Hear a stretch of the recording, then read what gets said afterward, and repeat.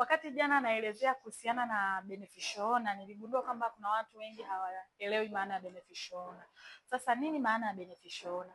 Beneficial owner ni mtu anayenufaika au anaendesha kampuni either direct, yani moja kwa moja, ama kupitia mtu mwingine kwenye kampuni.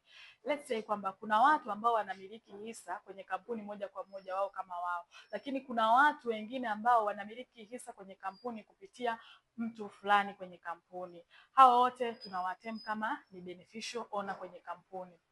Sasa kwa nini walianzisha beneficial owner?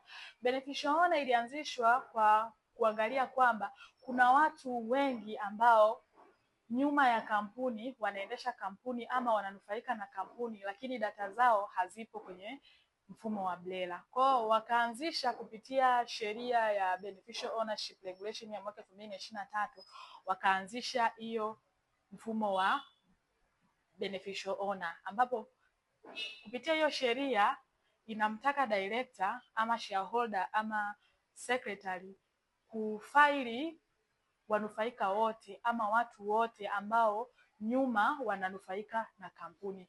Either uwe ni moja kwa moja unanufaika na kampuni ama unanufaika kupitia mtu mwingine kwenye kampuni. Taarifa zako zote zinapaswa kufailiwa kwenye mfumo wa beneficial owner. Hii ni kwa sababu taarifa zote za kampuni zinapatikana kwenye database ya BRELA. Lakini hapo awali nyuma, wale watu ambao wanaendesha kampuni nyuma ya kampuni ambao hawataki kujulikana, hawakuwa wakijulikana. Hakuna taarifa zao zilikuwa zinapatikana popote. Kwa hiyo kupitia mfumo wa beneficial owner, kwa either unaendesha kampuni au unanufaika kampuni kupitia mtu mwingine ama unanufaika moja kwa moja, unapaswa